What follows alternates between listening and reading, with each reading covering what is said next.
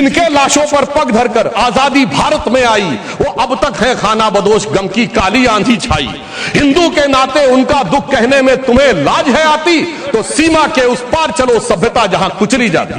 मगर अफसोस की बात यह है सभापति जी, जब ये सीमा के पार जाते हैं तो क्राइम अगेंस्ट ह्यूमैनिटी शब्द गाजा के लिए लिखते हैं अपने ट्वीट में, बांग्लादेश के लिए नहीं लिखते हैं। उससे भी साफ समझ में आ जाता है कि सीमा के पार इनकी दृष्टि कहां और किस रूप में आती है। जब मैं उस दिन अपना वक्तव्य दे रहा था तो समाप्त होते समय माननीय गृह मंत्री जी ने आदेश दिया था कि जो संख्या मैंने अप्रॉक्सीमेट बताई थी उसको थोड़ा सुधार कर दे। तो आज मैं बताना चाहता हूं, पिछले लोकसभा में सबसे बड़ी जीत असम की धुबरी सीट पर 10,12,476 वोट से हुई थी, और जहां सबसे बड़ा डेमोग्राफिक चेंज हुआ है। परंतु इस सुधार के साथ मैं कुछ निखार या विकार भी बताना चाहता हूं। मैं बताना चाहता हूं, पिछला लोकसभा चुनाव एकमात्र चुनाव था भारत के इतिहास का जहां बांग्लादेश के अखबार में इनकी पार्टी के एक बड़े नेता ने, डेली स्टार अखबार का नाम है, जिसमें आर्टिकल लिखा जिसका नाम था मोदी हैज टू गो। मैं पूछना चाहता हूं कांग्रेस के नेताओं को, बांग्लादेश के अखबार में यह लिखने की आवश्यकता क्यों पड़ी मोदी हैज टू गो, और इसका और जीत का क्या कनेक्शन है, यह मैं प्रबुद्ध सांसदों के विवेक के ऊपर छोड़ता हूं। और मैं दूसरी बात कहना चाहता हूं, यह चिंता सिर्फ हमारी नहीं थी सभापति महोदय। मैं एक वाक्य कोट करना चाहता हूं, और वाक्य है, the infiltration has become a disaster now. I have both the Bangladeshi and Indian voter list. This is a very serious matter. I would like to know what would be when it would be discussed in the house. Sir, आपको पता है किसने बोला था? ममता बनर्जी। 4 अगस्त 2005 इसी भारत की संसद में बोला गया। अब बताइए, तब ये कहते थे और आज ये कर रहे हैं। इसे कहते हैं कि देख तेरे संसार की हालत क्या हो गई भगवान, कितना बदल गया इंसान। अब मैं यह भी कहना चाहता हूं, इसी भाव के अनुसार जो पूरे संसद का विचार था, जब माननीय गृह मंत्री जी सीए का विचार प्रस्ताव लाए तो उस समय पूरे देश में शाहीन बाग बनाने का प्रयास किया गया और नाना प्रकार के आरोप प्रत्यारोप लगाए गए कि अमुक को क्यों नहीं दिया जा रहा है, दूसरे को क्यों नहीं दिया जा रहा है। तो मैं बताना चाहता हूं, जो लोग हमसे उस समय पूछते थे कि सीए का लेजिस्लेशन जो होम मिनिस्ट्री लाई थी उसमें परसिक्यूशन क्यों नहीं दिख रहा था, तो मैं उनसे कहना चाहता हूं, अब तो कम से कम बांग्लादेश की घटनाओं के बाद माफी मांगनी चाहिए कि परसिक्यूशन नहीं दिखाई पड़ रहा था जिन लोगों को। उनके लिए मैं अटल जी की कविता की वो पंक्ति कोट करना चाहता हूं कि जिनके लाशों पर पग धरकर आजादी भारत में आई, वो अब तक है खाना बदोश, गम की काली आंधी छाई। हिंदू के नाते उनका दुख कहने में तुम्हें लाज है आती, तो सीमा के उस पार चलो सभ्यता जहां कुचली जाती। मगर अफसोस की बात यह है सभापति जी, जब ये सीमा के पार जाते हैं तो क्राइम अगेंस्ट ह्यूमैनिटी शब्द गाजा के लिए लिखते हैं अपने ट्वीट में, बांग्लादेश के लिए नहीं लिखते हैं। उससे भी साफ समझ में आ जाता है कि सीमा के पार इनकी दृष्टि कहां और किस रूप में आती है। अब मैं यह भी बताना चाहता हूं, जो हमारे साथी ने कहा कि गृह मंत्रालय हस्तक्षेप कर रहा है किसी राज्य में, परंतु मैं बताना चाहता हूं गृह मंत्रालय ने हस्तक्षेप नहीं किया, राज्यों ने हस्तक्षेप किया है। गृह मंत्रालय में नागरिकता को लेकर कानून बनाना केवल केंद्र सरकार का अधिकार है और संबंधित मिनिस्ट्री है गृह मंत्रालय। और जब नागरिकता को लेकर सीए कानून बना तो एक नहीं अनेक राज्य विधानसभाओं ने उसके विरुद्ध प्रस्ताव पारित किया।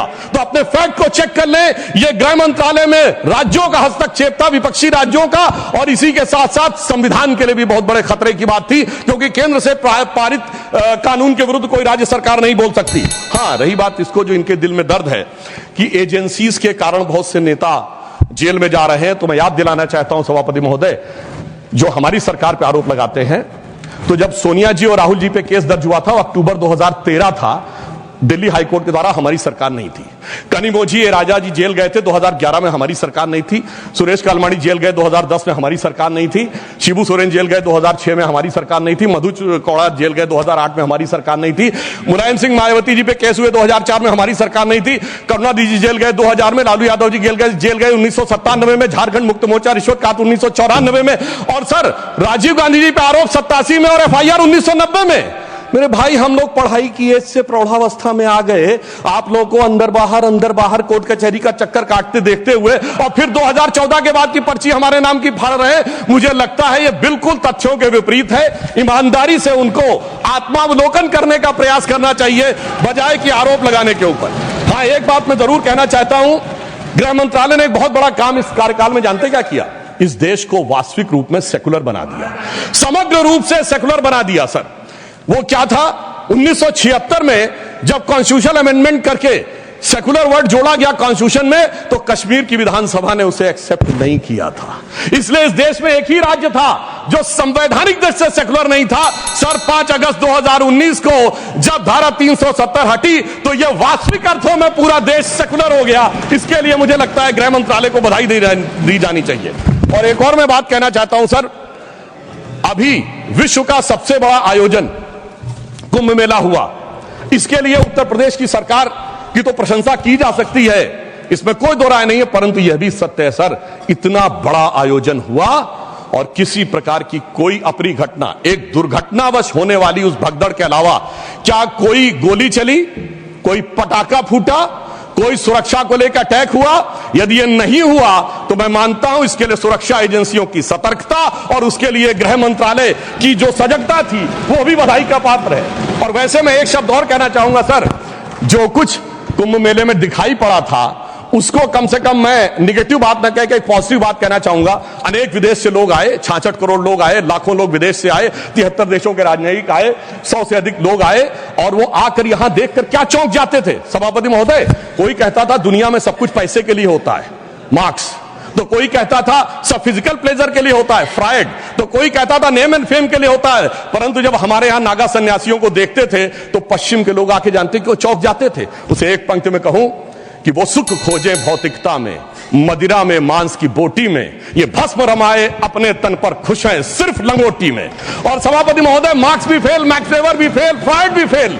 कम से कम ये प्रेरणा लेनी चाहिए भारतीय संस्कृति के बारे में। और परंतु मैं क्या कहूं, दुनिया की सबसे बड़ी कंपनी स्टीव जॉब्स के और एप्पल के, मतलब सबसे एडवांस कंपनियों में से एक, उनकी पत्नी लॉरेन पावेल भी आई और नाम भी उन्होंने कमला देवी रखा। परंतु कुछ लोगों को उसके बाद भी उसमें स्नान करने में समस्या नजर आई। तो मैं ईमानदारी से और विनम्रता से कहना चाहता हूं, सभी धर्मों की भावना का सम्मान होना चाहिए। गंगा जल का सिर्फ सम्मान हमारे धर्म में नहीं है, काबा में भी एक आबे जमजम है और वहां के जल को भी वैसे ही पवित्र माना जाता है और माना जाता है कि उससे पाप कटते हैं। जब आप वेटिकन जाते हैं तो पोप भी आपके ऊपर जल छिड़कते हैं और कहते हैं this removes you from all the sin. मैं चुनौती से कहता हूं, इनमें से कोई किसी के बारे में बोल सकता है? सबका सम्मान करिए परंतु सनातन का अपमान मत करिए। मैं मानता हूं कि रेडिकेशन ऑफ सनातन धर्म आपका विचार है, परंतु उसे कम से कम अपने राजनीतिक वक्तव्यों में आप आने का प्रयास मत करिए।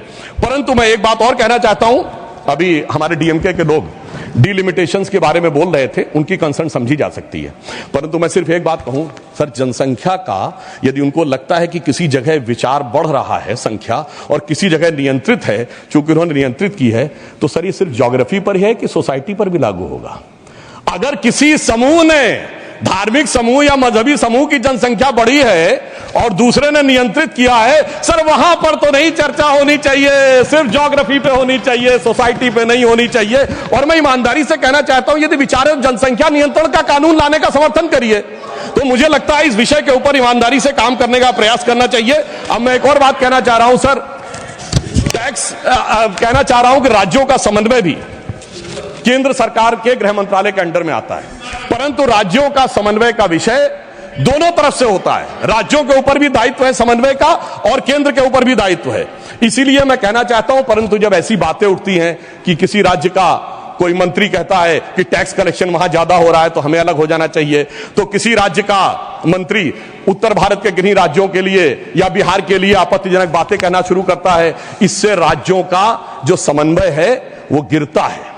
और मैं कहना चाहता हूं सर, समन्वय का सबसे दुखद उदाहरण था इसी संसद के एक सदस्य ने छत्तीसगढ़, राजस्थान और मध्य प्रदेश में हमारी जीत के बाद इस सदन के नहीं, दूसरे सदन के सदस्य ने यह शब्द बोला था कि भाजपा सिर्फ गोमूत्र वाले राज्यों में जीत सकती है। तो मैं उनको बताना चाहता हूं सर, जिनके की दिमाग में मैकाले और मार्क्स का वायरस भरा है, तो उन्हें बताना चाहता हूं कि गोमूत्र का anti bacterial, anti fungal, anti cancer के लिए मेडिसिनल पेटेंट है और पेटेंट का नंबर है 64100059। तो मैं कहना चाहता हूं, कृपया जाके अपने मन से मैकाले और मार्क्स का मैल साफ करिए, तो राज्यों में समन्वय बहुत बेहतर ढंग से दिखाई पड़ेगा।